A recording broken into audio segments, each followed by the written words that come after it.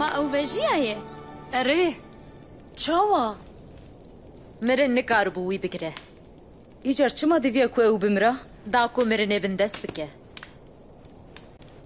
وێ ڕۆژێ منژی ئەڤیەک فێم نەکردبوو لێ پشرە ئیسا چەند جاران ژمەرە دیسا خویا بوو و ئەم هین کردن بسە ساڵان بەریاک و ئیسا بێدنێ پێخەمبەران دەنویسێن پیرۆزە دابوو زانیک و مەسیحێ سۆزدایê wê cefa bikişîne. ئیشایا wiha nivîsî bû. Ew ji ber neheqiyê me hat birîndarkirin. Ew ji ber sûcê me hat perçiqandin. Ew cezayê ku ji bo aştiya me bû, keser wî û bi birînên wî em sax bû. Her wiha Musa pêxember gotibû, her kesê ku bi dar û daliqandiye dibin nifirê de. Gava İsa li ser xaçê mir, wî nifira guneh, ango mirinê hilda ser xwe.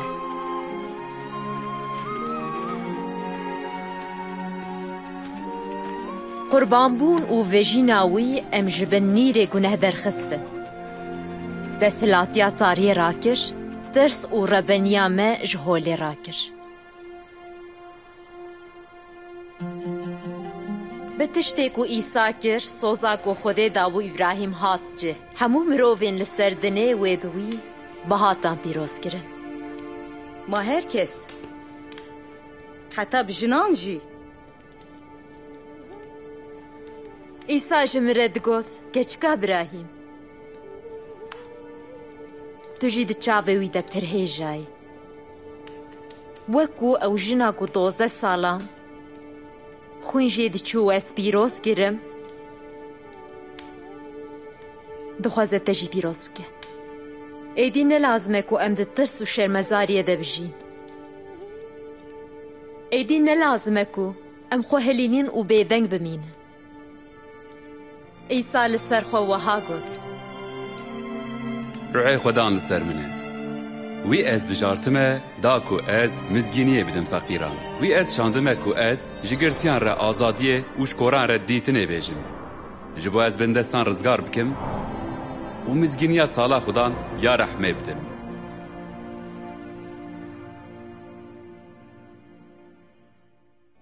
İsa nêzîkî wan jinan jî bû, yên ku ji ber nexweşiya xwe nepak dihatin hesab kirin. û wî ew sax kirin.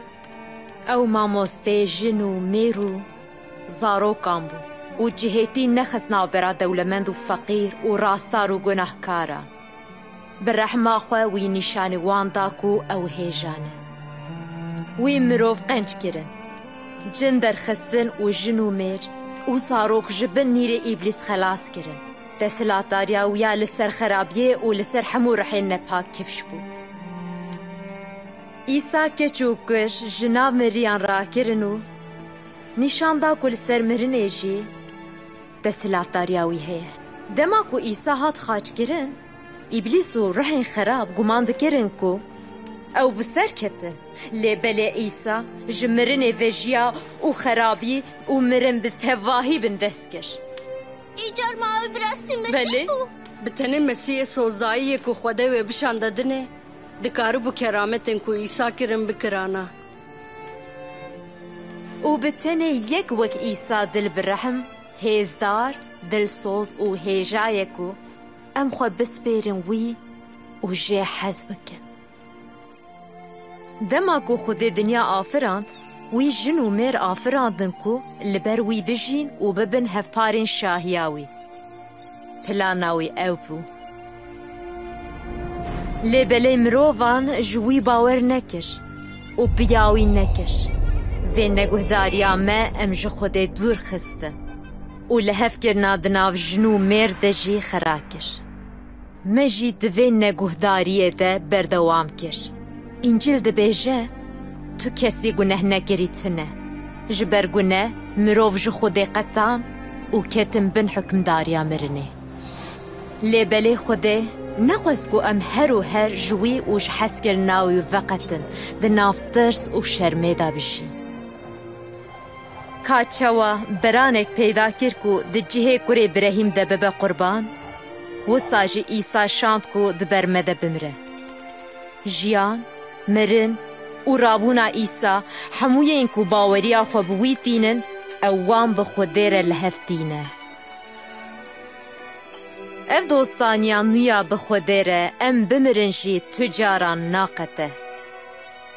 سوژدارێک و بە ئیسا رە هاتبوو خاچکردن لەبەر مرنێ باوەریا خۆ بە ئیسا ئانی و ئیسا ژێرە گوت ئیرۆ تێ بمرە دە بەهشتێ دەبی.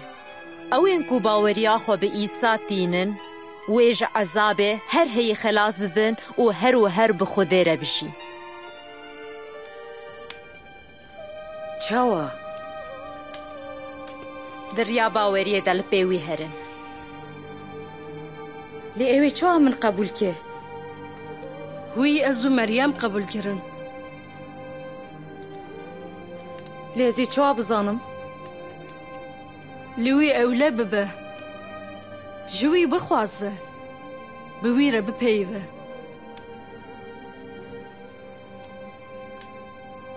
یا خودێ یا باوێ منە لە زمانان تو ڕاست و پیرۆزی شکر ji te re ku tu ji min hez dikî min li hember te guneh kir te xilaskarê sozdayî Mesîh şand da ku ev nifir guneh û şerma me rake şikir ji te re ku ev ji bo min mir ez dixwazim li pey xilaskarê xwe herim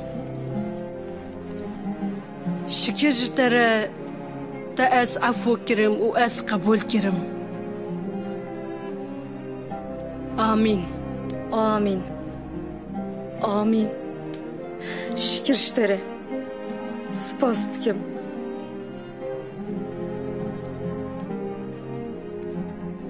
ئەیسا گوت نییە من دەنگێ من دەبهیسن ئەز وان ناز دکم و ئەو پێی من تێن ئەو تە ناز دکە ڕەبەکە